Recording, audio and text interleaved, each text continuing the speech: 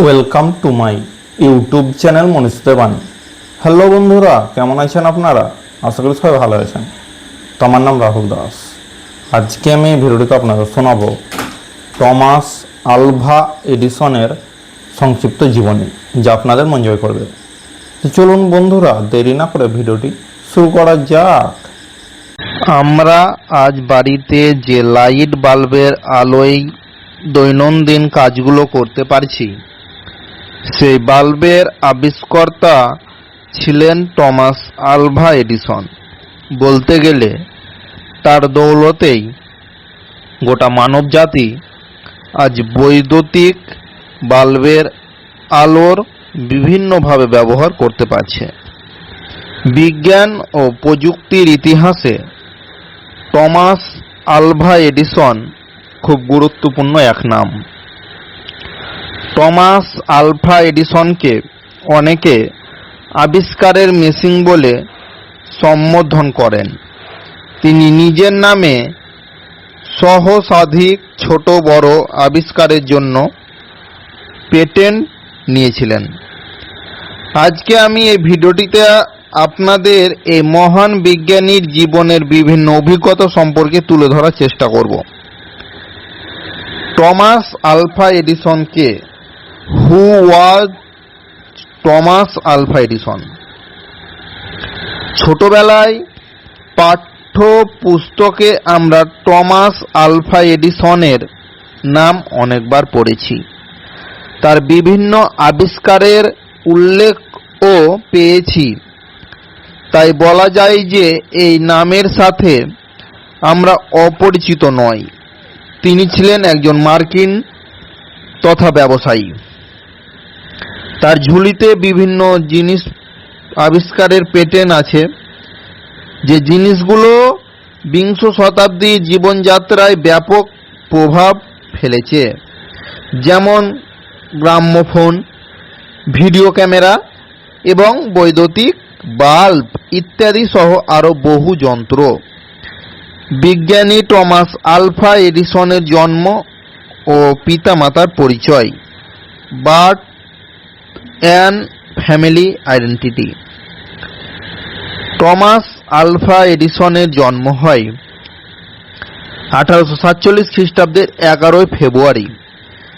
তিনি মিলান ওহাইওতে জন্মগ্রহণ করেন। তবে টমাস আলভা এডিসনের শৈশবের বেশিরভাগ সময় কেটেছিল মিশিগানের পোর্ট হুরনে। তিনি সেখানেই বেড়ে ওঠেন, কারণ 1854 সালে তার পরিবার সেখানে স্থানান্তরিত হয়ে গিয়েছিলেন। টমাস আলভা এডিসনের পিতার নাম হল স্যামুয়েল ওগডেন এডিসন জুনিয়র এবং তার মাতার নাম হল ন্যান্সি ম্যাথিউস এলিয়ট। শৈশবে নিজের পরীক্ষাগার তৈরি। টমাস আলভা এডিসনের বয়স যখন 7 বছর ছিল, তখনই তিনি নিজে একটি পরীক্ষাগার তৈরি করে ফেলেন। সেখানে তিনি বিভিন্ন জিনিস দিয়ে ভিন্ন ভিন্ন গাছের পাতা জলে মিশিয়ে আবার সেই দ্রবণগুলোকে একসাথে একটি পাত্রে নিয়ে দেখতেন যে এর রং বদলায় কি না। দরিদ্র পরিবারের সন্তান টমাস আলভা এডিসন কিশোর বয়স থেকেই উপার্জনের উদ্দেশ্যে ঘোড়ার গাড়ি চালাতেন এবং বাজারে সবজি বিক্রির কাজ করতেন। কিন্তু এসব থেকে যা টাকা আয় হতো, তার মধ্যে বেশিরভাগটাই পরীক্ষামূলক রাসায়নিক দ্রব্যগুলো কেনার জন্য খরচ হয়ে যেত। টমাস আলভা এডিসনের একের পর এক আবিষ্কার।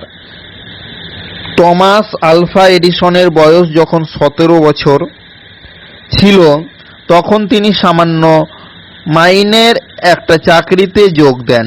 তখনকার সময়ে টেলিগ্রাফ অফিস থেকে একসাথে একটির বেশি সংকেত পাঠানো সম্ভব ছিল না।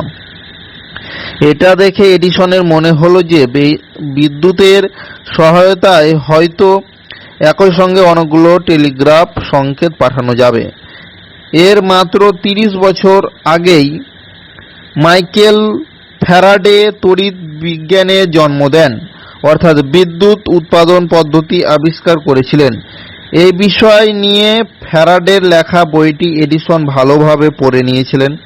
এরপর শুরু করেন নিজের আবিষ্কারমূলক কার্যকলাপ, টেলিগ্রাফ। এডিসন নিজের বাড়িতেই টেলিগ্রাফের সাথে বিদ্যুতের ব্যবহার নিয়ে বিভিন্নভাবে পরীক্ষা নিরীক্ষা করতে শুরু করেন। তখনকার সময়ে ব্যাটারি খুব একটা বেশি কিনতে পাওয়া যেত না, সেজন্য তিনি নিজেই এক ব্যাটারি তৈরি করে নিয়েছিলেন। কয়েক মাস যেতে না যেতেই এডিসন একটা টেলিগ্রাফ যন্ত্র তৈরি করে ফেলেন, যার মাধ্যমে একই সঙ্গে অনেকগুলো সংকেত পাঠানো সম্ভব হয়ে ওঠে। কিন্তু তৎক্ষণাৎ টমাস আলভা এডিসন তার আবিষ্কারটি প্রকাশ করলেন না, কারণ দরিদ্রদের সঙ্গে লড়াই করে তিনি ক্লান্ত হয়ে পড়েছিলেন। তাই টমাস আলভা এডিসন চেয়েছিলেন যে এই আবিষ্কারটি বিক্রি করে তিনি বড় অঙ্কের অর্থ লাভ করবেন। তখন আমেরিকার সবচেয়ে বড় টেলিগ্রাফ কোম্পানি ছিল গোল্ড ইন্ডিকেটর টেলিগ্রাফ কোম্পানি। সেখানে গিয়ে প্রস্তাবটি রাখতেই পেলেন অপ্রত্যাশিত প্রতিদান। কোম্পানি এডিসনকে দিল $40,000। 1870 সালে এই টাকার মূল্য যে কত ছিল সেটা বুঝিয়ে বলা যাবে না। এই অর্থ নিয়ে Thomas Alva Edison new York থেকে 40 মাইল দূরে মেনলো পার্ক নামক জায়গায় বিশাল একটি কারখানা খুলে ফেললেন। সেই কারখানা শ্রমিক ছিল 100-রও বেশি। তৈরি হতো টেলিগ্রাম যন্ত্রের বিভিন্ন যন্ত্রাংশ, ফোনোগ্রাফ। এভাবে টমাস আলভা কারখানার মাধ্যমে বিরাট শিল্পপতি হয়ে উঠতে পারতেন, কিন্তু আবিষ্কারের নেশা কখনোই তার পিছু ছাড়েনি। একবার তিনি এক জনসমাবেশ ডাকেন।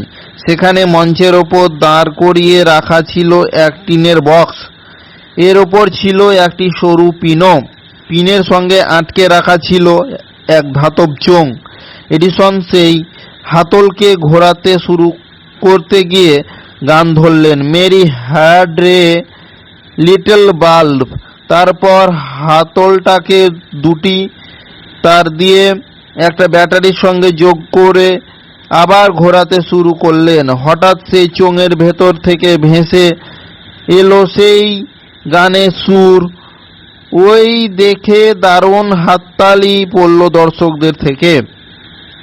অনেকে ভেবেছিলেন এটা জাদু। তখন এডিসন তাদের বললেন, এটা ম্যাজিক নয়, এটা বিজ্ঞান।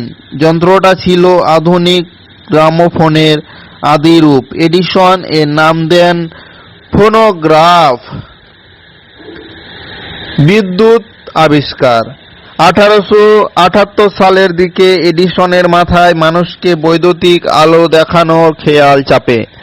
তখনকার সময়ে রাস্তায় টিম টিম করত গ্যাসের আলো, বাড়ির ভেতর জ্বলত মোমবাতি।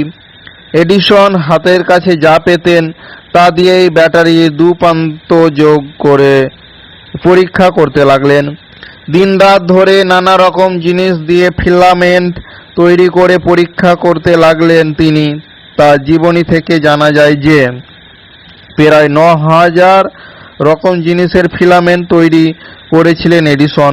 বহু পরীক্ষার পর অবশেষে তিনি দেখলেন যে কার্বন ভেজানো বাঁশের আঁশ দিয়ে ফিলামেন্ট তৈরি করলে কয়েক মাস ধরে আলো জ্বলবে। এভাবে আবিষ্কৃত হয় বৈদ্যুতিক বাতি। এডিসনের বৈবাহিক জীবন এবং সন্তানদের পরিচিতি। টমাস আলভা এডিসন 1871 সালের 25শে ডিসেম্বর 16 বছর বয়সী মেরি স্টল ওয়েলকে বিয়ে করেন। পরবর্তী সময়ে তাদের 3 জন সন্তানের জন্ম হয়েছিল। এই দম্পতি তাদের নাম রাখেন মেরিডন স্টেলা এডিসন 1873 থেকে 1965। টমাস আলভা এডিসন জুনিয়র 1876 থেকে 1935 এবং উইলিয়াম লেসলি এডিসন 1878 থেকে 1937। 1884 সালের 9 আগস্ট মেরি এডিসনের মৃত্যু হয়। তারপর টমাস ওহাইওতে 20 বছর বয়সী মিনা মিলারকে বিয়ে করেন। তাদের সাংসারিক জীবনে 2 জন সন্তান রয়েছে, যাদের নাম রাখা হয় মেডেলিন এডিসন 1888 থেকে 1972, চার্লস এডিসন 1890 থেকে 1969, থিওডর এডিসন 1898 থেকে 1992। চার্লস বাবার মৃত্যুর পর এডিসনের প্রতিষ্ঠানটি দেখাশোনা করেছিলেন এবং পরবর্তী সময়ে নিউ জার্সির গভর্নর নির্বাচিত হন। অন্যদিকে থিওডর ছিলেন একজন পদার্থবিদ, যার বিভিন্ন বিষয়ে 80টিরও বেশি পেটেন্ট রয়েছে। বিজ্ঞানী টমাস আলভা এডিসনের জীবনাবসান। বিশ্ববিখ্যাত বিজ্ঞানী টমাস আলভা এডিসন 1931 খ্রিস্টাব্দের 18 অক্টোবর শেষ নিঃশ্বাস ত্যাগ করেন। তার মৃত্যু হয় ওয়েস্ট অরেঞ্জে। জীবনাবসানের সময়কালে তার বয়স 84 বছর। তিনি পরলোকে চলে গেলেও রেখে গেলেন তার অনন্য আবিষ্কারের এক লম্বা তালিকা। উপসংহার: টমাস আলভা এডিসনের প্রতিভা নিঃসন্দেহে ছিল বিস্ময়কর। তিনি যে বিষয়ে হস্তক্ষেপ করেছিলেন তাতেই সাফল্য লাভ করেন। বিশ্ব বিজ্ঞাপনের ইতিহাসের এক বিস্ময়কর প্রতিভার স্বরূপ ছিলেন এই মহান বিজ্ঞানী। তিনি আজও বহু বিজ্ঞানী তথা বিজ্ঞান মস্ক ব্যক্তিদের কাছে অনুপ্রেরণা প্রদানকারী হিসেবে অমর হয়ে আছেন। এত কম সময়ে বিত্তশালী তথা খ্যাতিমান বিজ্ঞানী হয়ে ওঠেন আর কারো পক্ষে সম্ভব হয়নি। ভিডিওটি যদি আপনার ভালো লাগে থাকে তাহলে ভিডিওটিতে লাইক কমেন্ট শেয়ার করবে। আর এই ধরনের নতুন নতুন ভিডিও পেতে আমার চ্যানেলকে সাবস্ক্রাইব করতে একদম ভুলবে না। দেখা হবে পরবর্তী কোনো ভিডিওতে। ভালো থাকবেন, সুস্থ থাকবেন। থ্যাংক ইউ, ধন্যবাদ।